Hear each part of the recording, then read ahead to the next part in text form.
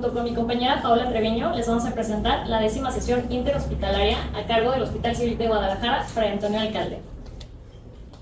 Iniciando con nuestro caso clínico, se presenta nuestra consulta en julio del 2023, un paciente masculino de 8 años de edad y por medio de interrogatorio indirecto por la madre, obtuvimos la siguiente información. Él es originario y residente de Guadalajara, Jalisco, estudiante de tercer año de primaria, con religión católica y hemotipo O negativo. Como antecedentes heredofamiliares tenemos una madre de 29 años y un padre de 32 años, ambos aparentemente sanos. Únicamente nos refieren carga genética para diabetes mellitus tipo 2 e hipertensión arterial sistémica por parte de la abuela materna. Como antecedentes personales no patológicos, tenemos una vivienda rentada con todos los servicios básicos. Tenemos inmunizaciones completas, sin embargo, no requiere la cartilla de vacunación. Tenemos biomasa, fauna nociva, zoonosis y tabaquismo pasivo negado, únicamente una zoonosis positiva a razón de un gato. Nuestro paciente fue producto de la primera gesta de un embarazo normoevolutivo. Fue nacido vía abdominal debido a un circular de cordón a las 40 semanas de gestación, llanto y respiración espontánea sin necesidad de reanimación, y se dio de alta en menor. Como antecedentes personales patológicos, nos llegan comórbidos, quirúrgicos, hospitalizaciones, transfusiones y alergias. Únicamente nos refieren un traumatismo de fractura de radio cúbito izquierdo en el 2022, tratado con una reducción cerrada. El padecimiento actual del paciente inicia en abril del 2023 con un aumento de volumen en el canto interno del ojo derecho, no doloroso a la palpación, sin cambios de coloración y sin datos de secreciones.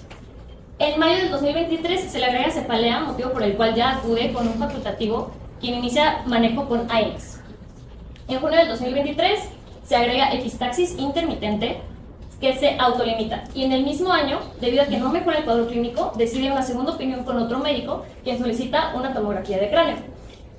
Y por razones económicas acude al Hospital Civil en julio del 2023, en donde lo vemos por primera vez.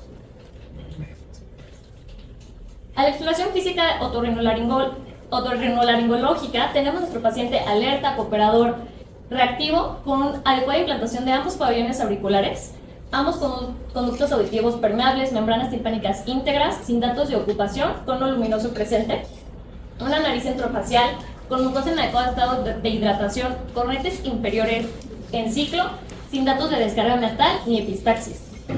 Cavidad oral, con mucosa en adecuado estado de hidratación, piezas dentales en regular estado, lengua móvil, paladar sin alteraciones, úvula central, amígdalas grado 1 y sin descarga posterior.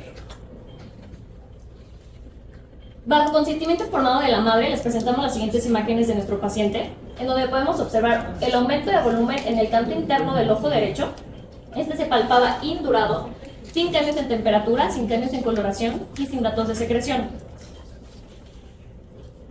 En esta imagen podemos observar de mejor forma cómo nos desplaza el aumento de volumen hacia anterior y lateral el ojo del lado ipsilateral.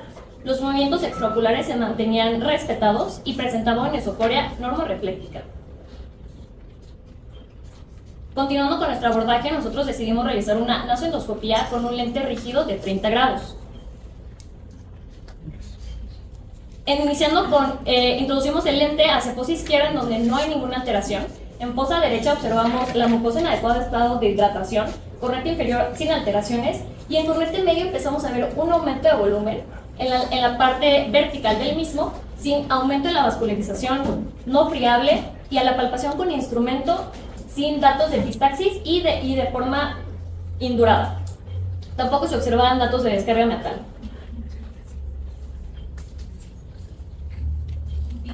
Y bueno, el paciente llega a nuestra consulta con una tomografía de cráneo previamente solicitada por un facultativo externo, y esta es la que les vamos a mostrar a continuación. Vamos a iniciar con estos cortes coronales en ventana ósea a nivel de la pirámide nasal, donde podemos observar un tumor de características isodensas. Si nos vamos ya hacia el área de la pirámide nasal, podemos observar cómo este no se encuentra desplazando la misma y sin evidencia de lisis a este nivel. Sin embargo, podemos observarlo de características expansivas. Vemos aquí cómo se va expandiendo hacia el área de la región frontal ipsilateral al tumor, También podemos observar cómo en el paciente, a pesar de que tiene 8 años de edad, bueno, ya se encuentra adecuadamente neumatizado su seno frontal izquierdo. Vamos a continuar con este corte axial en el que podemos observar que el tumor se encuentra pues aparentemente prominente del cornete medio. Podemos observar cómo este genera una desviación septal hacia ipsilateral desde nuestra área 2 hasta nuestra área 4 de Kotle. Podemos ver datos a este nivel de remodelación ósea sin evidencia de lisis. Bueno, ya yéndonos a este corte coronal, podemos observar cómo el tumor tiene su origen aparente en la porción de la lamela vertical del cornete y vemos cómo es de características expansivas hacia la base del cráneo, donde podemos observar un adelgazamiento de la cortical. Se observa también remodelación ósea, sin embargo no se observan datos de invasión hacia la base del cráneo. Ya yéndonos un poquito hacia la órbita, pues vemos igual el adelgazamiento de la lámina papirácea, datos de remodelación ósea a este nivel, sin embargo tampoco se observa invasión hacia tejido orbitario. También se puede observar cómo inicia un desplazamiento del globo ocular hacia lateral.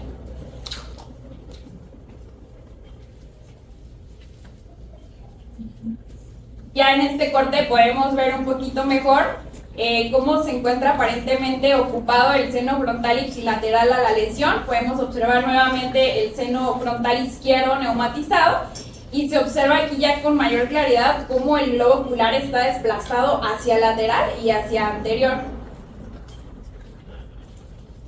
Continuando ya con este corte sagital en ventana para hueso, bueno, aquí podemos observar un poco mejor ya cómo el tumor se encuentra a nivel de la porción vertical de nuestro cornete medio, cómo se va expandiendo hacia la base del cráneo anterior. Aquí aparentemente existe una ocupación de las celdillas etmoidales posteriores, pero podemos observar cómo el esfenoide se encuentra aparentemente libre. Y bueno, ya yéndonos hacia la ventana para tejidos blandos, ¿cuál fue la característica o el comportamiento de este tumor ya en esta ventana? Pues bueno, podemos ver que es un tumor de características heterogéneas, con presencia de hiperdensidad en la periferia y en su interior de aparente comportamiento óseo. Y pues hasta aquí, no sé si alguien quiera ver el video, algún otro corte. ¿Nada? ¿Todo bien? ¿Alguien que tenga alguna duda respecto a la evolución del padecimiento del paciente, a los antecedentes o a los estudios previamente mostrados? Oye, yo llegué un poquito tarde, pero ¿qué?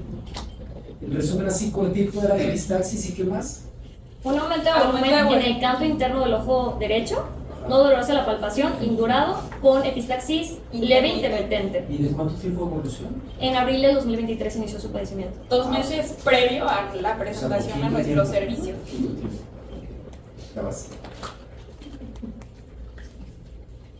Bueno, nosotros ya para continuar con el abordaje de nuestro paciente y por el estudio que obtuvimos previamente por medio de un facultativo externo, decidimos continuar el abordaje con una resonancia magnética contrastada. ¿Y por qué? Perdón, pero... Ajá. Pues para observar las características del tumor ya con el estudio contrastado, porque como el paciente ya llegó con una TAC simple, decidimos mejor avanzar. ¿La TAC ya la traía? Sí, llegó ya con la TAC. ¿Y qué conclusiones sacaron de la TAC? Pues... O sea, yo sé, tú ya sabes qué es, pero o sea, en su momento, la TAC... O sea, ¿qué nos hizo sospechar en una primera instancia? Pues por el comportamiento nosotros de primera instancia llegamos a pensar en un mucocele, pero por la característica de que se palpaba indurado a nivel del canto interno, también nos derivamos por un fibroma óseo. Fueron nuestros 2 diagnósticos iniciales con la simple tomografía. Sí, que alguien haya un resumen básico de lo que vimos en la imagen de TAC. Es que luego me da cierta desesperación que le pidan luego la resonancia y no se concluya nada. O sea, pues, ¿por qué de una vez no le piden la resonancia? Si no van a sacar ninguna utilidad del ataque. O sea, vamos platicando un tantito del ataque. ¿Qué les dijo el ataque? O sea, ¿qué conclusiones? O sea, la imagen habla. ¿qué nos dijo? Sí, o sea, la imagen, ¿qué nos dice?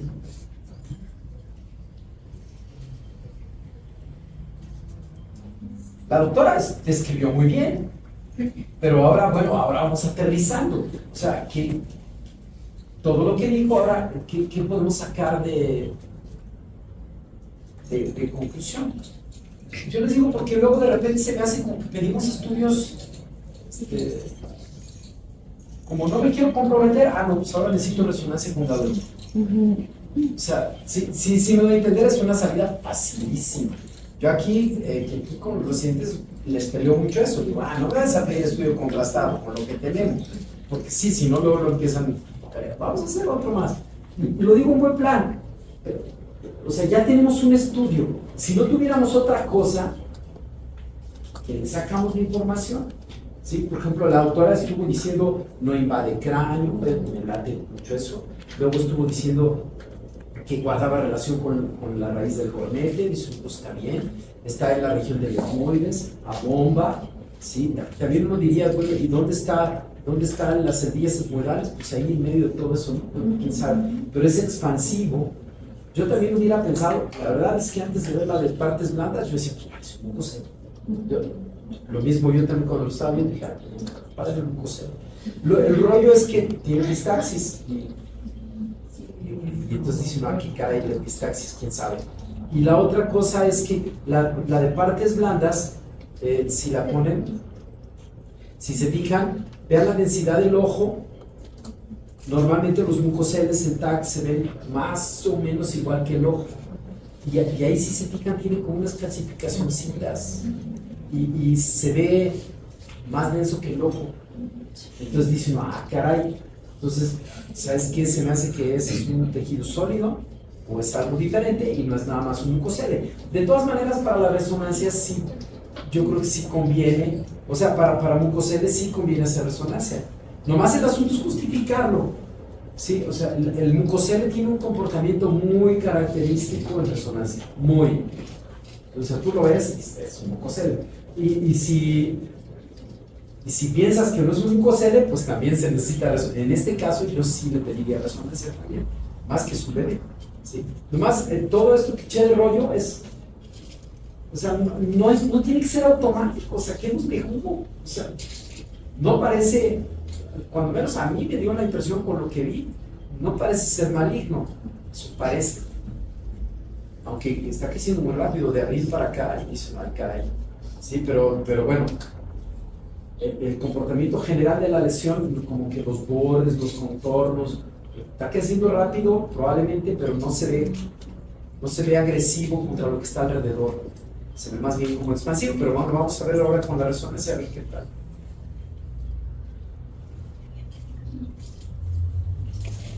Bueno, entonces vamos a iniciar con nuestra resonancia magnética, vamos a iniciar con estos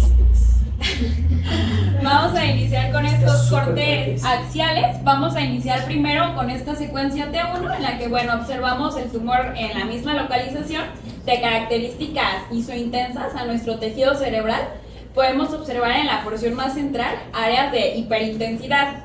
Ya yéndonos hacia el T1 contrastado, pues bueno, podemos observar un realce aparentemente heterogéneo. En esta secuencia se observa aparentemente el tumor multiloculado. Y bueno, ya por último, en esta secuencia T2 observamos el tumor igual isointenso a nuestro tejido cerebral en la periferia con áreas de hiperintensidad compatibles con moco. Ya yéndonos a este T2 en cortes coronales, observamos las mismas características de nuestro tumor. Se observa la presencia de áreas de hiperintensidad, sigue comportándose isointenso al tejido cerebral y podemos observar cómo el globo ocular se encuentra respetado. Y aquí no sé si quieran ver algún otro igual corte o algún video. ¿Hubo algo que les llamara la atención? Si se fijan en los primeros cortes, allí, padrísimo, ¿sí? Tiene nivel líquido dentro del líquido dentro, ¿ya lo vieron o no?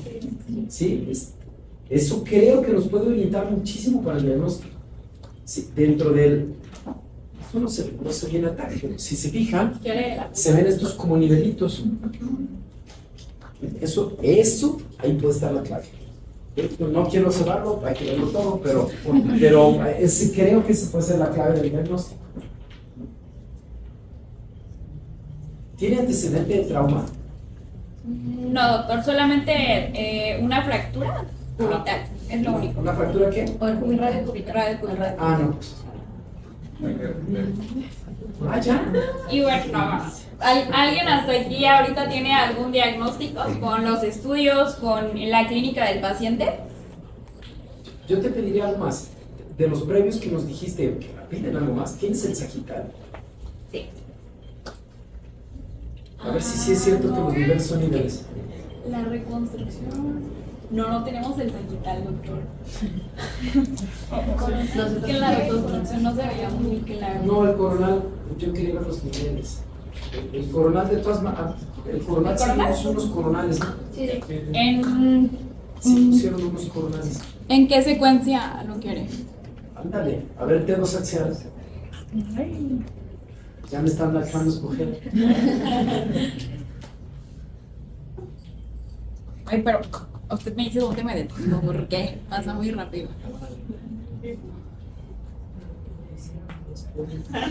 Sí,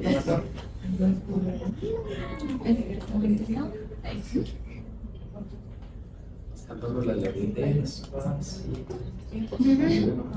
En la de herramientas no la puedes poner más lento, Payo. En la tuerquita. Mira, En velocidad. También tienes sinusitis. Ajá. Y en 0.25. Ajá. Ahí. Y ya dale play.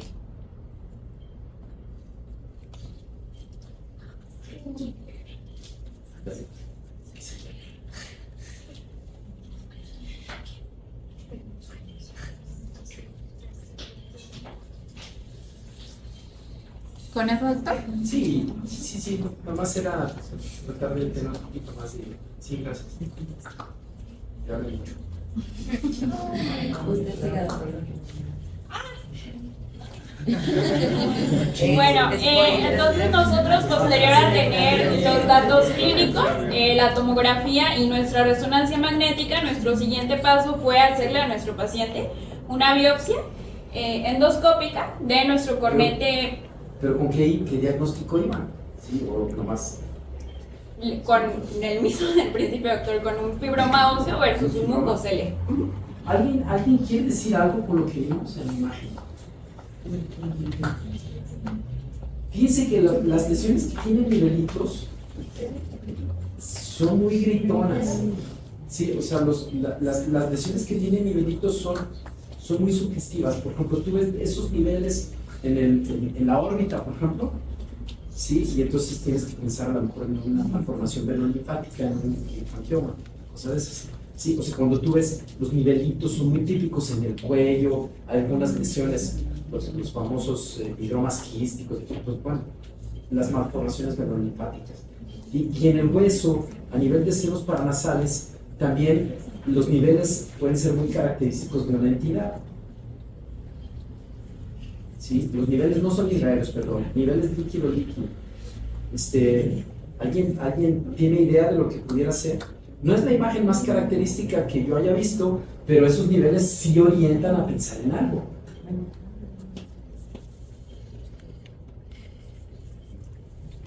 Bueno, entonces, si quieres todavía no digo nada, pero... ¿Sí? Diga, ¿Me sí. comprometo? Sí. Yo las únicas lesiones que he visto así, en esos niveles, es el quisteo neurismático. Sí, es el que normalmente así se comportan los linfangiomas, el quisteo neurismático en esa zona. Tú ves nivel y hay que pensar. Lo único es que el quisteo neurismático tiene áreas como de hueso más sólido, un poco diferente de lo que estamos viendo, pero bueno, habría que ver. Y el niño y con crecimiento tan rápido, no me acuerdo bien de la evolución clínica, pero por imagen tú ves niveles ahí y dices, ah, caray, podría ser. Entonces, pues bueno, vamos a ver. Bueno, entonces decidimos realizarle una biopsia en la que no se obtuvo un sangrado mayor del esperado y las características del tumor eran aparentemente óseas. Y nuestro reporte histopatológico, pues bueno, fue una lesión mesenquimal con vasos sanguíneos anastomosados, estroma, fibrocitos y fibroblastos, compatible con un angiofibroma negativo para malignidad. Bueno, eso fue el preliminar, ¿verdad? Ajá, ese fue el de la biopsia. El de la biopsia, ok. Bueno, posterior a nosotros tener el resultado de la biopsia, decidimos como siguiente paso realizarle una angioresonancia a nuestro paciente para observar si existía algún vaso nutricio a este nivel de nuestro tumor. Sin embargo, como podemos observar, no hay evidencia de algún vaso nutricio hacia nuestro tumor. Y se vieron los nivelitos, ¿vieron? Sí, pero vamos a poner. Doctor Sardá insiste, pero sí, sí. Miren, ahí va. O sea, se ven dobles comportamientos de señal. Eso normalmente habla de que hay unas partes que tienen sangre alternando con otras que no tienen sangre. Eso es más o menos lo que podríamos estar viendo ahí.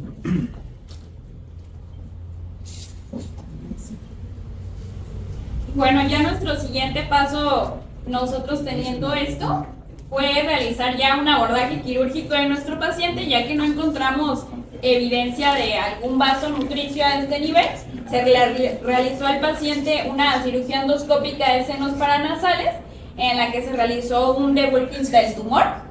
Se realizó con una pieza de mano, ya que el paciente, las características que presentaba nuestro tumor era de tejido óseo. Se realizó una etmoidectomía anterior y obtuvimos pues la pieza completa. Y esta fue la pieza quirúrgica que obtuvimos posterior a la cirugía. Parece una piedra.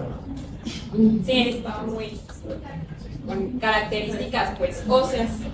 Y bueno, ya hasta aquí alguien tiene algún diagnóstico presuntivo. Ahí sí no cuente conmigo, ¿eh? Viendo eso yo no sé decir pues. Yo diría que es un coral. Ahí sí no sé.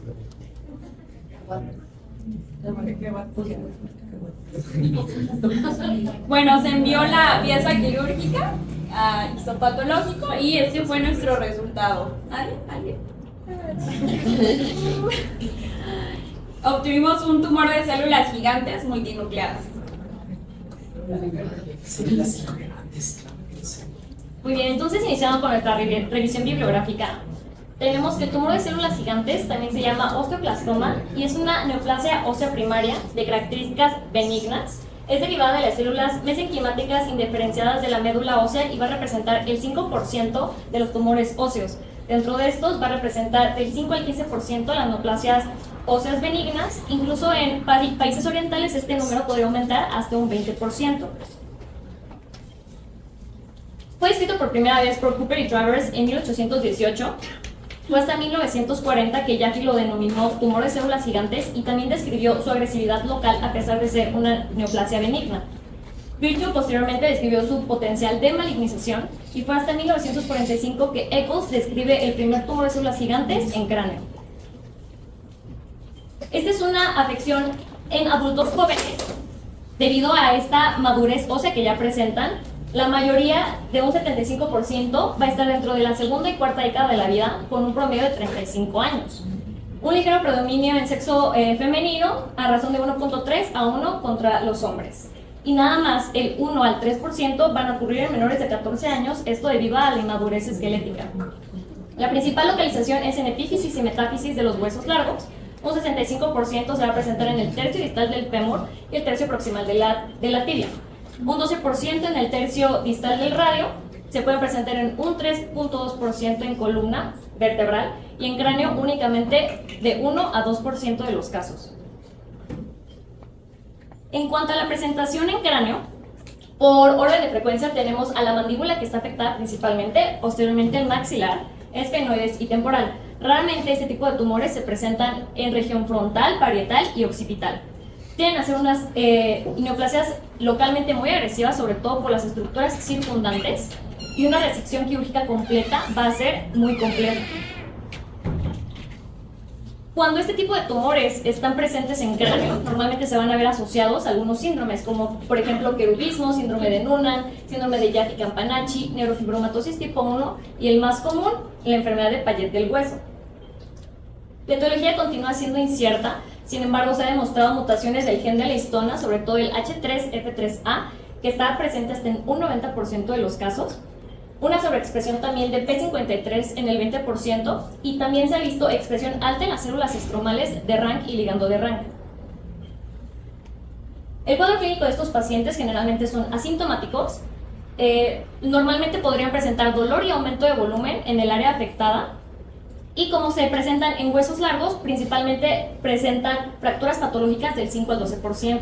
En cuanto a su presencia en cráneo, el principal síntoma va a ser la cefalea, como nuestro paciente.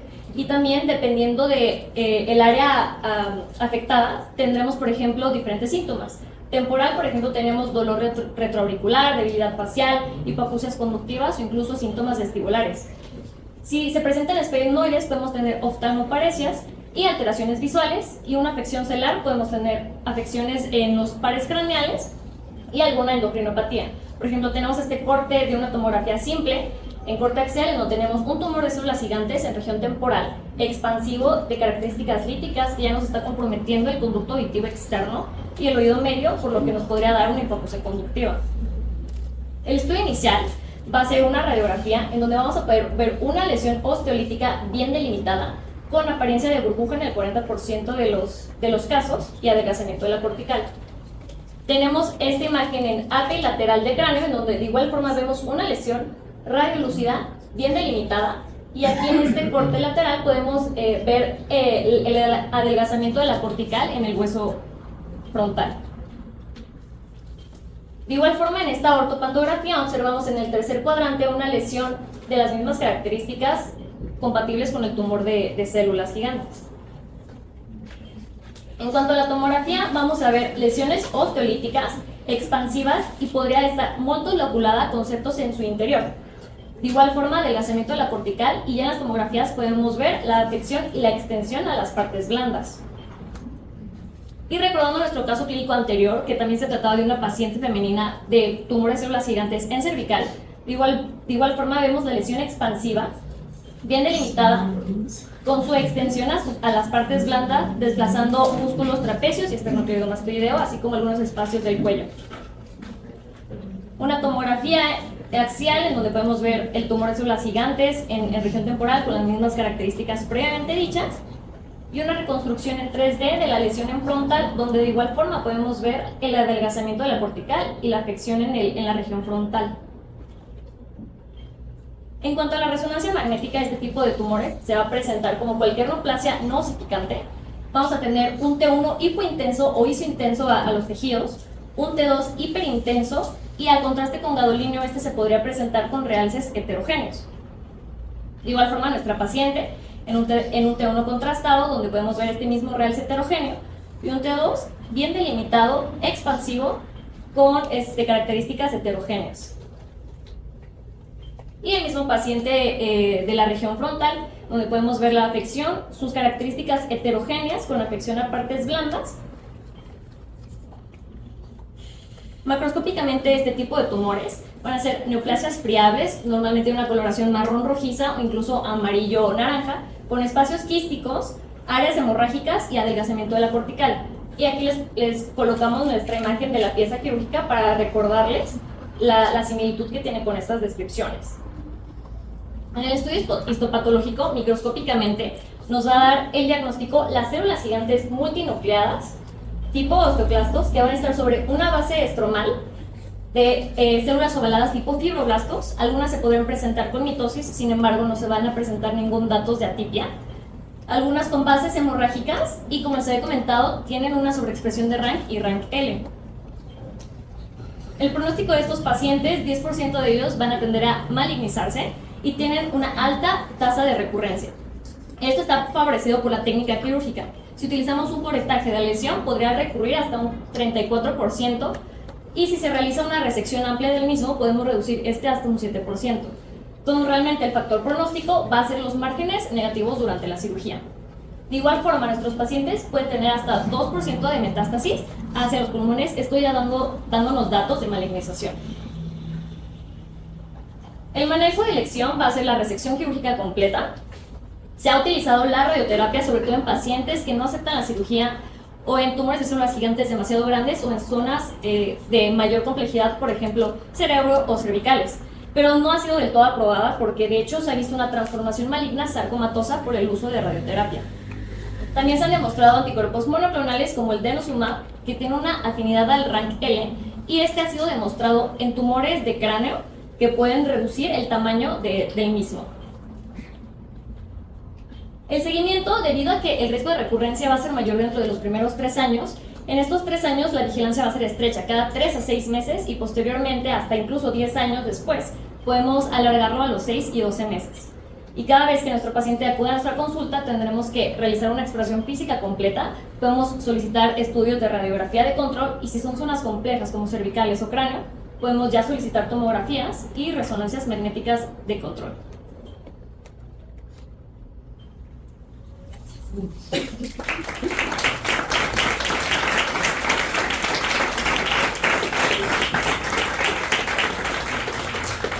Claro, ¿no? Como de células quísticas. No, pues, ¿sabes? Me llamó la atención que dice que tiene áreas quísticas y hemorrágicas. ¿Te fijaste? Así es el tumor de células gigantes. Justo así. Lo único que sí es que el tipo de calcificación sí, así es que tenía. Y la evolución que habíamos dicho, o sea, de abril para acá, dices, no, pues es que eso es una evolución distinta. Justo lo que estaban comentando del tumor de células gigantes. Me acordaba, yo solamente había visto uno de ese tipo en mastectomía temporal, que yo no hice el diagnóstico, después me dijeron, y el que presentaron, ese de cuello que lo presentaron hace como 2 años, ¿no? No, hace unos meses. ¿No este año? Pues a mí se me hace que fue hace mucho. Pero sí me acuerdo de ese caso, las imágenes son características del caso, no características de cómo ser las gigantes. Pero difícil. Realmente,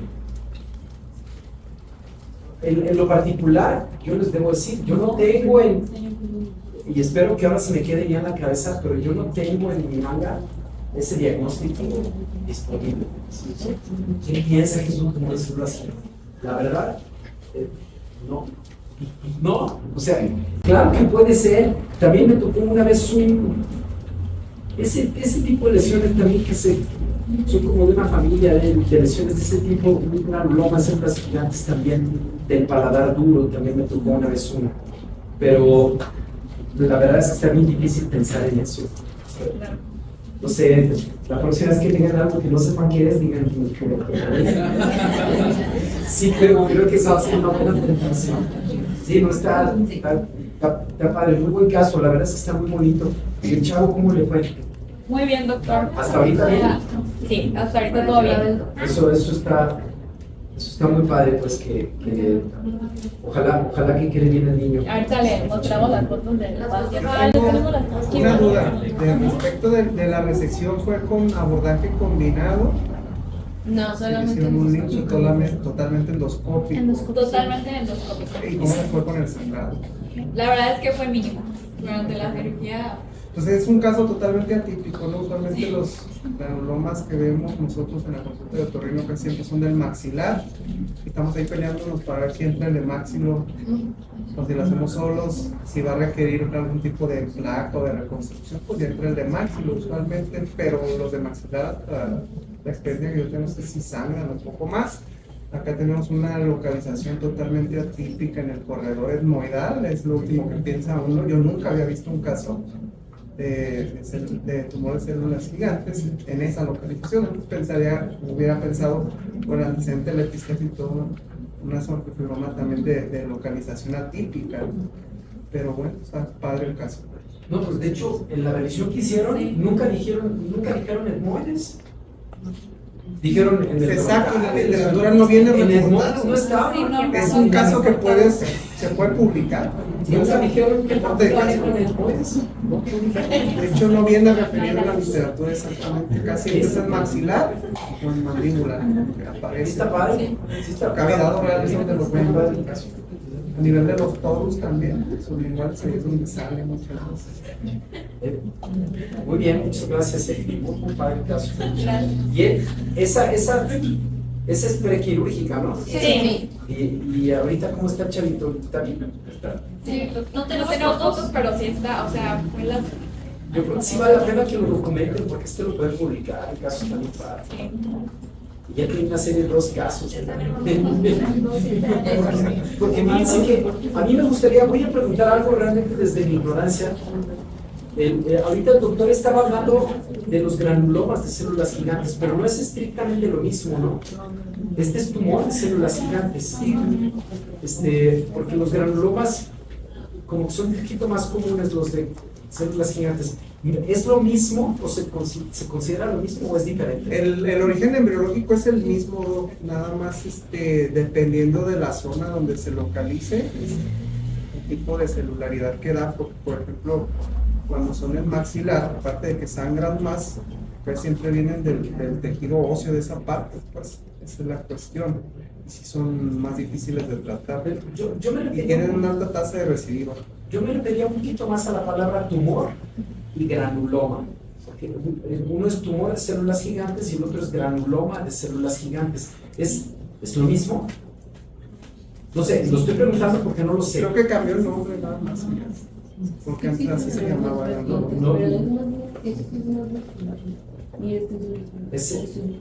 Pero dilo más fuertecito, doctora, para... O sea, pues según lo que yo he leído, cuando hablas de granuloma estás hablando de un tumor más de origen vascular, ¿no? Por eso era lo que decía el doctor, que es mucho más vascularizado, difícil en su tratamiento, y más bien pues es más mesenquimal, más óseo. Y este tiene una base Y, genética, ¿no? y su otro nombre pues es el osteoclastoma. Exacto, osteoclastoma. A lo mejor sí estamos hablando de cosas diferentes, primos hermanos, pero a lo mejor entidades diferentes finalmente. Por eso preguntaba, a mí sí me gustaría tener claro el concepto.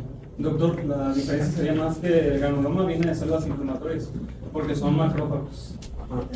Pero estos son osteoclastos. O sea, sí hay diferencia. La diferenciación celular creo que Que el granuloma está más relacionado con antecedentes de traumatismo o vegetación, a comparación de que no tiene pues, un factor o un antecedente. Pero también está el estómago con antecedentes de traumatismo. ¿Vale? Relacionado con antecedentes de trauma. ¿También este? Sí. Pues yo estamos hablando de lo mismo. Bueno, no sé, la verdad. Lo dejamos de tarea.